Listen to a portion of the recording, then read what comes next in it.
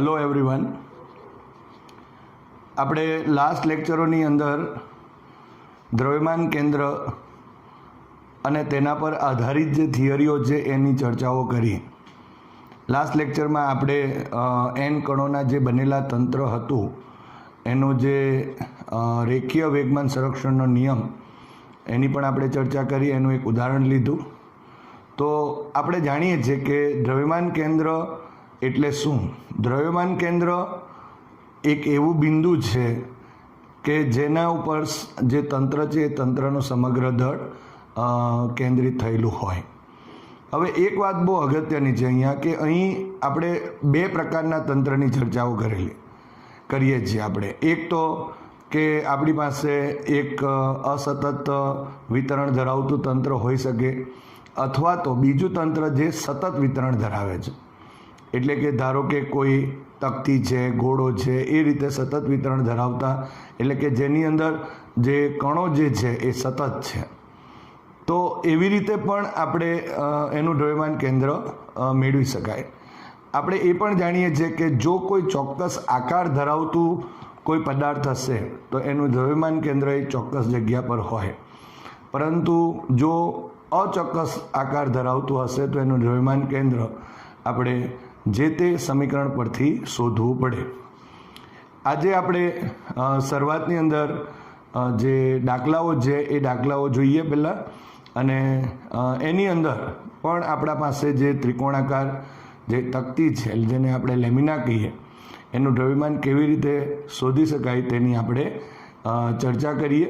અને દ્રઢ પદાર્થના જે દ્રવ્યમાન કેન્દ્ર છે એ દ્રવ્યમાન કેન્દ્ર ક્યાં હોય એની પણ આપણે ચર્ચા કરીએ દાખલાઓ દ્વારા.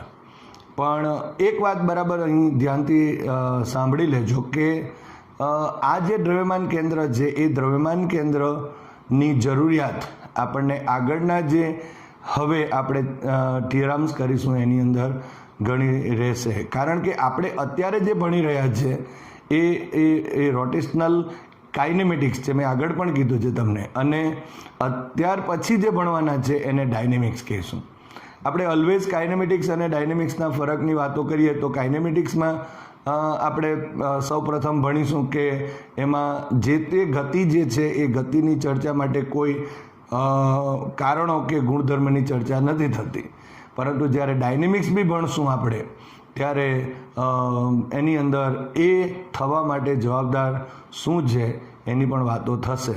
તો એના માટે ઘણું જ અગત્યનું છે. આગળના જે થિયરમ્સ છે એના માટે ઘણી જ અગત્યની બાબત છે, માટે અહીં ધ્યાનથી આ બધી બાબતો તૈયાર કરવાની. તો આપણે પહેલો દાખલો જોઈએ. ઉદાહરણનો 7.2મો દાખલો છે કે ત્રિકોણાકાર તકતી અથવા તો એને લેમિના કહેવાય એનું દ્રવ્યમાન કેન્દ્ર. આપણે જે સૂત્રની મદદથી અસતત વિતરણ હતું તો આપણે સૂત્ર એનું મેળવેલું અને એના ઉપરથી આપણે તો મેળવી શકીએ છીએ, પણ અહીં એક બીજી રીતનો પણ આપણે ઉપયોગ કરી શકાય કે જે રીત હું અત્યારે આ તમને આ દાખલામાં દર્શાવું છું. કે આ જો ધારો કે એક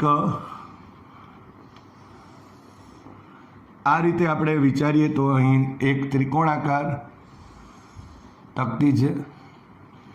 ત્રિકોણાકાર તકતી છે જેમાં આપણે અહીં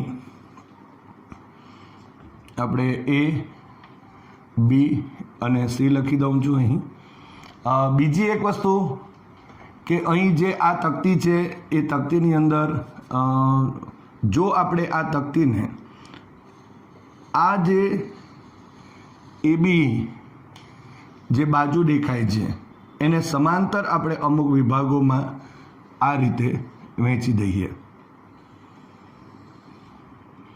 તો આ જે ત્રિકોણ છે એ ત્રિકોણાકાર તકતીના દ્રવ્યમાન કેન્દ્ર ક્યાં હોય એને આ રીતે પણ આપણે મેળવી શકીએ. તો સૌપ્રથમ આપણે શું કીધું કે આ જે AB બાજુ છે એ AB બાજુને સમાંતર હોય એવી જે પટ્ટી છે એ પટ્ટીઓમાં વહેંચી દઈએ. હવે તમે જોઈ શકો છો કે આ દરેક જે પટ્ટીઓ છે, આ દરેક જે પટ્ટી એનું એક દ્રવ્યમાન કેન્દ્ર હશે. એટલે ધારો કે જો હું અહીં એમ કહું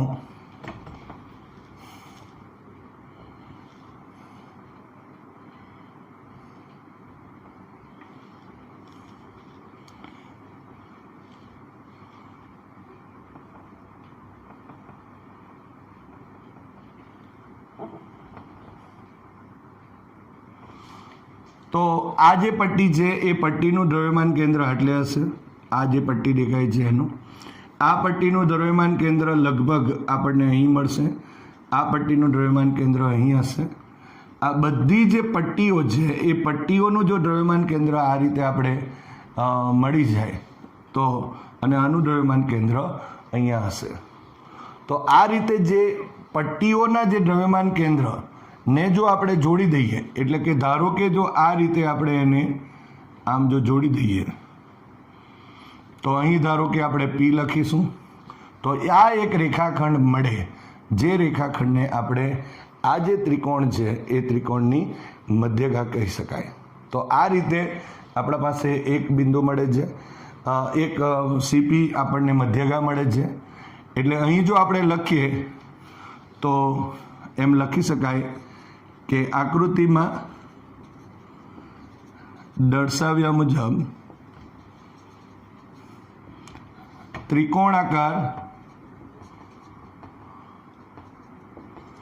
તકતી, જેને આપણે લેમિના પણ કહી શકાય, લેમિના ABC ની જે AB બાજુ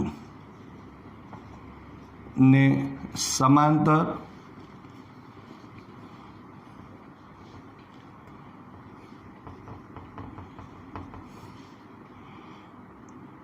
પટ્ટીઓમાં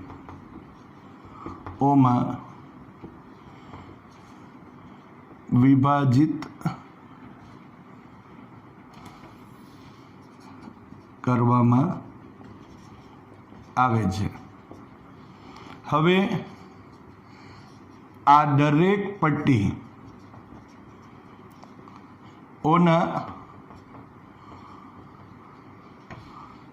દ્રવ્યમાન કેન્દ્ર એ પટ્ટીઓના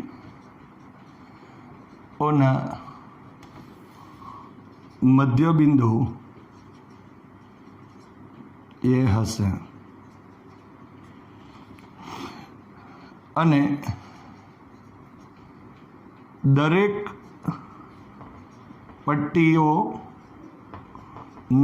દ્રવ્યમાન કેન્દ્ર ને જોડતા CP મધ્યગા મળે છે. તો આ રીતે આપણે અહીં લખી શકાય કે જે આકૃતિમાં દર્શાવ્યા મુજબ ત્રિકોણાકાર તકતી છે લેમિના ABC ની AB બાજુ ને સમાંતર પટ્ટીઓમાં જો એને વિભાજન કરવામાં આવે અને આ દરેક પટ્ટીનું દ્રવ્યમાન કેન્દ્ર એટલે આ એ પટ્ટીઓના મધ્યબિંદુઓ પર હોય આ રીતે, અને એ દરેક પટ્ટીઓના દ્રવ્યમાન કેન્દ્રને જોડતા આપણને CP મધ્યગા મળે છે. એ જ રીતે જો ધારો કે આપણે અહીં આવું વિચારી લઈએ,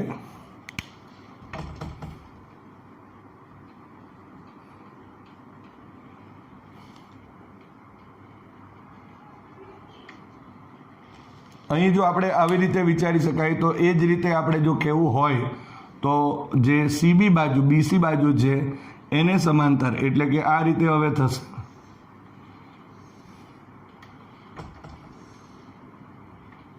આ રીતે કરી શકાય.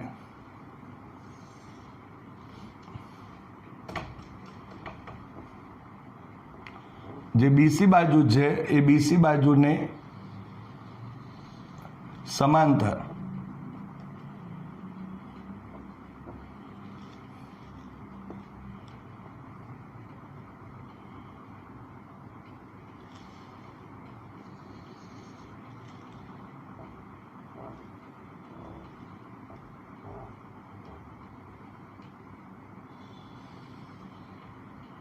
એનું જે મધ્યબિંદુ છે એ મધ્યબિંદુ આ રીતે દર્શાવી શકાય. આપણે સમાંતર બાજુ આપણે આ રીતે પટ્ટીઓ, તો એના દ્રવ્યમાન કેન્દ્રો બધા અહીંયા હશે, આનું અહીંયા, આનું અહીંયા, આ રીતે એના દ્રવ્યમાન કેન્દ્ર હશે. વ્યવસ્થિત આપણે સમાંતર આકૃતિ દોરીએ તો આ રીતે એનું પણ દ્રવ્યમાન કેન્દ્ર મળે, જેને આપણે અહીં Q મળશે. તો આ જ રીતે અહીં વાક્ય રચના લખી શકાય કે જે ત્રિકોણાકાર તકતી છે એ ત્રિકોણાકાર તકતીની બીસી બાજુને સમાંતર જો તકતી છે એ તકતીને વિભાજિત કરવામાં આવે તો અહીં આપણે એ પણ લખી દઈએ. એ જ રીતે ત્રિકોણાકાર તકતીને બીસી બાજુને સમાંતર પટ્ટીઓમાં વિભાજિત કરી તેના દ્રવ્યમાન કેન્દ્ર ને જોડતા અહીં આપણને AQ મધ્યગા મળે છે. એ જ રીતે આપણે અહીં જે એસી બાજુ છે એ એસી બાજુને પણ આપણે આ રીતે અહીં જોડી દઈએ તો અહીં એ જ રીતે આપણે લખીશું. હવે ત્રિકોણાકાર તકતીને એસી બાજુને સમાંતર પટ્ટીઓમાં વિભાજિત કરી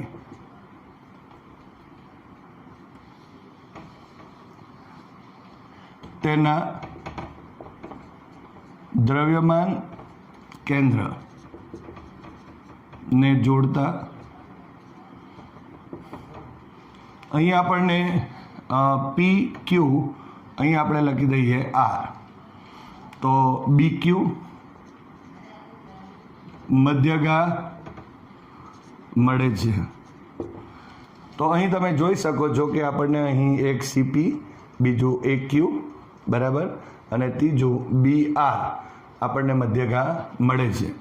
હવે આ ત્રણ જે મધ્યગાઓ છે 1, 2 અને 3 મધ્યગાનું જે છેદન બિંદુ છે, આ જે છેદન બિંદુ છે એ આ ત્રિકોણનું મધ્ય કેન્દ્ર કહેવાય કે જે આ ત્રિકોણાકાર જે તકતી છે એનું જ દ્રવ્યમાન કેન્દ્ર થશે. તો આપણે અહીં લખી શકીએ કે અહીં શું લખાશે. આપણે પહેલાં તો એમ લખીએ કે આકૃતિ પરથી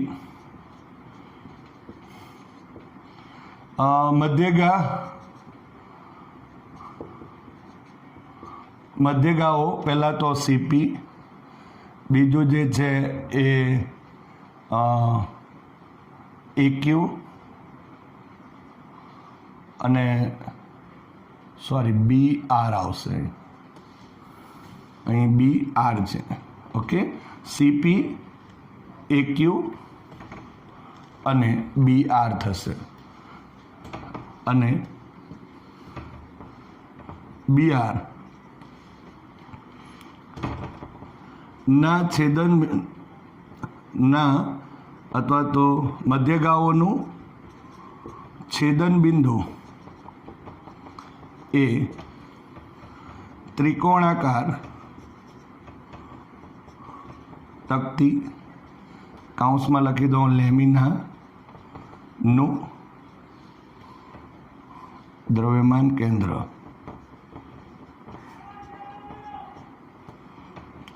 થશે. તો આ રીતે આપણે અહીં જે ત્રિકોણાકાર તકતી લેમિના છે એનું દ્રવ્યમાન કેન્દ્ર પણ શોધી શકાય. હવે આપણે સ્વાધ્યાયના 7.1માં દાખલો જોઈએ. દ્રવ્યમાન કેન્દ્ર પર જ આધારિત આ દાખલો છે. એક સમાન દળ ઘનતા ધરાવતા ગોળા, નળાકાર, રિંગ અને ફોર્થ સમઘનના આ દરેક પદાર્થના દ્રવ્યમાન કેન્દ્રનું સ્થાન જણાવો. શું પદાર્થનું દ્રવ્યમાન કેન્દ્ર એ પદાર્થની અંદરના ભાગમાં જ હોય એ જરૂરી છે? તો અહીં આપણે એનો ઉકેલ જોઈએ. સૌપ્રથમ આપણે અહીં આપેલ જે પદાર્થો છે એ ઘોડો છે, નળાકાર, રિંગ અને સમઘન છે. જો આપણે એને નક્કર નળાકાર કે નક્કર ગોળા, નક્કર આપણે સમઘનની જ્યારે વાતો કરીશું અને જે રિંગ છે એની પણ વાતો આપણે કરીએ તો સૌપ્રથમ આપણે એના દ્રવ્યમાન કેન્દ્રની ચર્ચા કરીએ. તો પહેલું જો આપણે કહીએ તો રિંગ માટે ગોળા માટે તો આપણે જાણીએ છીએ કે જો ગોળો આપણે આ રીતે દોરી દઈએ, ધારો કે હવે ગોળો જો અહીં નક્કર હશે તો આ રીતે હશે, અને જો આ રીતે હોય તો એનું દ્રવ્યમાન કેન્દ્ર, એનું જે ભૌમિતિક કેન્દ્ર હશે ત્યાં અંદરના ભાગમાં હશે. એટલે આ સપોઝ એક ઘોડો છે એવું આપણે વિચારી લેવું પડશે આ રીતે આમ, અને એનું દ્રવ્યમાન કેન્દ્ર જે છે એ દ્રવ્યમાન કેન્દ્ર આ રીતે અંદરના ભાગમાં. એટલે ધારો કે આ જો આપણા પાસે ઘોડો હોય અને એ જે ઘોડો છે એ જો અહીં નક્કર ઘોડો હોય તો અહીં આ જગ્યા ઉપર પણ દ્રવ્યમાન હશે, અને અહીં જે એનું દ્રવ્યમાન કેન્દ્ર છે તે આ રીતે આપણે વિચારીએ તો અહીં અંદરના ભાગમાં હશે. એ રીતે આપણે કહી શકાય. એટલે જો ગોળા માટે લખવું હોય તો એમ લખી શકાય કે ગોળા જે નક્કર લખીશું આગળ કે નક્કર ગોળાનું દ્રવ્યમાન કેન્દ્ર તેના ભૌમિતિક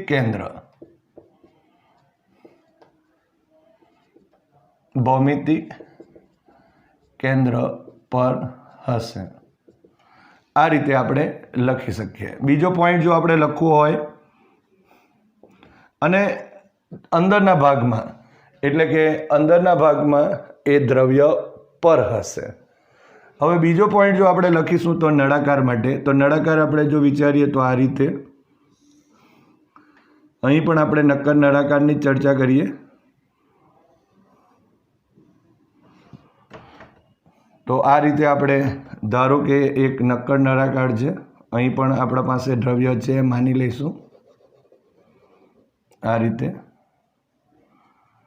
અને આ એની અક્ષ કહેવાશે જે અંદરના ભાગમાં હશે. તો અહીં પણ આપણે કહી શકીએ કે જે નક્કર નળાકાર છે એનું દ્રવ્યમાન કેન્દ્ર જો આપણે વિચારીએ તો અહીં આ રીતે, અહીં એટલે અંદરના ભાગમાં અક્ષ પર. એટલે નક્કર જો હશે તો નક્કર નળાકારનું, અહીં લખીએ નક્કર નળાકારનું દ્રવ્યમાન કેન્દ્ર તેની અક્ષ પર, આ એની અક્ષ છે એના ઉપર, એના મધ્યબિંદુ પર એમ બી કહી શકાય, અથવા તો આપણે એના અક્ષ પર તેના ભૌમિતિક કેન્દ્ર પર હશે, અથવા એના મધ્યબિંદુ પર હશે, અહીં આ રીતે. ત્રીજો પોઈન્ટ જો આપણે લખીશું તો એ રિંગ છે. તો રિંગ માટે જો લખવું હોય તો રિંગ આ રીતે આપણે આકૃતિ દોરી શકાય આ રીતે.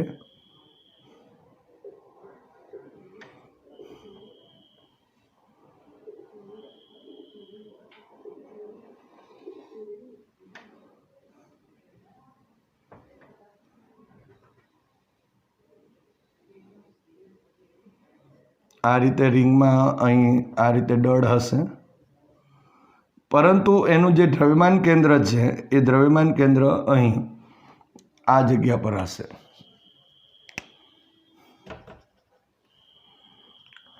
હવે આ બંને જે ગોળો અને નળાકાર હતું એ દ્રવ્ય પર હતું, પરંતુ અહીં રિંગનું જો કહીએ તો રિંગનું દ્રવ્યમાન કેન્દ્ર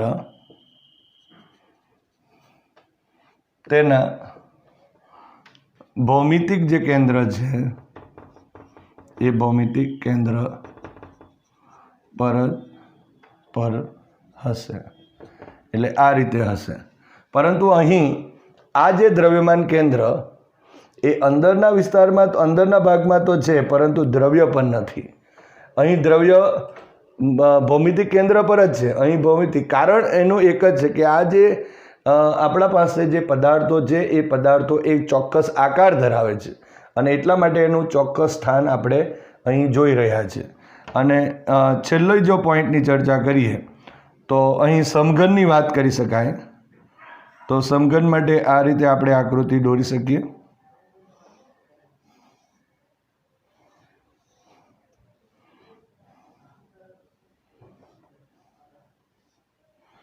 હવે આ જે સમઘન છે એ સમઘન પણ અહીં જો આપણે કહીએ તો નક્કર છે. એટલે કે અહીં આખો ક્યુબ આપણને જે આપેલો છે એ સમઘન છે તે નક્કર છે. માટે જો આપણે લખીએ તો અહીં લખી શકાય કે જે નક્કર સમઘન જે હોય એ નક્કર સમઘનનું દ્રવ્યમાન કેન્દ્ર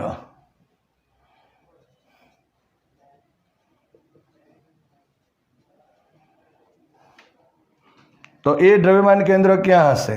તો તમે જોઈ શકો છો કે આ જગ્યા પર અંદરના ભાગમાં જ હશે, પણ દ્રવ્ય પણ હશે. અને એ આપણે કહી શકીએ કે આ રીતે, જો ધારો કે અહીં આપણે આ રીતે આ એક વિકર્ણ થયું, બીજું આ એક વિકર્ણ થયું, ત્રીજું અહીંથી અહીંનું વિકર્ણ થયું, ચોથું અહીંથી આ રીતે વિકર્ણો જે છે એ વિકર્ણોનું જે છેદન બિંદુ અહીં જે મળે છે તે આપણને અહીં નક્કર સમઘનનું દ્રવ્યમાન કેન્દ્ર થશે. એટલે આપણે જો લખવું હોય તો આ રીતે એ સમઘન નક્કર સમઘનનું દ્રવ્યમાન કેન્દ્ર એ તેના જે વિકર્ણો જે છે એ વિકર્ણના છેદન બિંદુ પર હશે. તો આ રીતે આપણે અહીં જે ગોળો, નળાકાર, રિંગ અને સમઘન માટેની ચર્ચા કરી શકાય. આપણી પાસે બીજો પણ એક સવાલ છે કે શું પદાર્થનું દ્રવ્યમાન કેન્દ્ર પદાર્થની અંદરના ભાગમાં જ હોય તે જરૂરી છે? કહેવાનો ઇન્ટેન્સ એક જ છે કે એ દ્રવ્ય પર હશે કે દ્રવ્યની બહાર હશે. તો અહીં તમે જોઈ શકો છો કે અંદરના વિસ્તારમાં તો છે, પણ દ્રવ્ય પર છે. અહીં પણ દ્રવ્ય પર છે, અહીં પણ દ્રવ્ય પર છે, પરંતુ અહીં દ્રવ્ય પર નથી, કારણ કે દ્રવ્ય જે છે તે અહીં છે. એટલે કે એનું દળ અહીં છે, પણ આ બહાર કહેવાશે. એટલે કે દરેક વખતે પદાર્થનું દ્રવ્યમાન કેન્દ્ર એ પદાર્થની અંદર જ હોય, અંદરના ભાગમાં જ હોય એ જરૂરી નથી. એ બહારના ભાગમાં પણ હોઈ શકે. તેમ છતાં પણ આપણે જો બહારના ભાગમાં વિચારવું હોય તો આપણે અહીં આકૃતિ દોરી દઈએ. ધારો કે આપણે પહેલી આકૃતિ અહીં નક્કર છે, પણ જો અહીં પોલો જો ગોળો લઈ લઈએ, એટલે કે આ રીતે જો આપણા પાસે એક પોલો ગોળો હશે, આ રીતે પોલો ગોળો જો હશે આપણી પાસે સપોઝ, તો એનું દ્રવ્યમાન કેન્દ્ર જે છે એ પણ અહીંયા આ એના ભૌમિતિક કેન્દ્ર પર જ હશે, પરંતુ દ્રવ્ય માત્ર ને માત્ર આ ગોળા પર જ હશે. એટલે આપણે જો અહીં આ રીતે વિચારીએ, આ એક ગોળો છે એમ વિચારી લો, આ એક ગોળો છે, તો આ જે ગોળો છે એના માત્ર આ સપાટી પર જ હશે. અહીં અંદરના ભાગમાં શું હશે? પોલું હશે. એટલે કે જો પોલો ગોળો હશે તો એનું દ્રવ્યમાન કેન્દ્ર તમે જોઈ શકો છો દ્રવ્ય પર નથી, એના અંદરના ભાગમાં, એટલે કે અહીં બહાર એના દળ પર નથી, દળથી બહાર હશે. બીજો પોઈન્ટ જો આપણે અહીં પોલો નળાકાર લઈ લઈએ, ધારો કે આ રીતે પોલો નળાકાર લઈ લઈએ આમ, તો એ જે દ્રવ્યમાન કેન્દ્ર છે એ દ્રવ્યમાન કેન્દ્ર તો આ રીતે એના ભૌમિતિક કેન્દ્ર પર જ હશે, પરંતુ પોલો હશે. એટલે આ જે રીતે આપણે વિચારીએ, આ રીતે, આ ધારો કે આ નળાકાર છે, આ રીતે નળાકાર છે એમ વિચારી લઈએ, તો આ ભાગ તો પોલો છે, એટલે આ દ્રવ્ય તો આટલા પર જ છે, માટે અહીં દ્રવ્યમાન કેન્દ્ર એનું બહાર હશે. એ જ રીતે રિંગ માટે તો આવી ગયું. હવે જો સમઘનની વાતો કરીએ તો આ જે સમઘન છે એ સમઘન માટે જો ધારો કે આ રીતે આપણે દર્શાવી શકીએ. હવે આ નક્કર નથી, અહીં આપણા પાસે જે છે એ ફ્રેમ ટાઈપની વાતો કહી શકાય, તો એનું દ્રવ્યમાન કેન્દ્ર પણ અહીં હશે, એ દ્રવ્ય પર હોતું નથી. ધારો કે આપણે રૂમ લઈ લઈએ અને એ જે રૂમ છે એ રૂમના અંદર જો આપણે વિચારીએ તો બધી વોલ અને સીલિંગ અને ફ્લોર છે આપણી પાસે, પરંતુ વચ્ચેનો જે વિસ્તાર છે તે પોલો છે. એટલે ત્યાં જે દ્રવ્યમાન કેન્દ્ર છે એ મિડલ ઉપર આપણી જે રૂમ હશે એના મિડલ પોઈન્ટ પર હશે એવું આપણે કહી શકાય. તો આ રીતે દ્રવ્યમાન કેન્દ્ર દ્રઢ પદાર્થનું શોધી શકાય.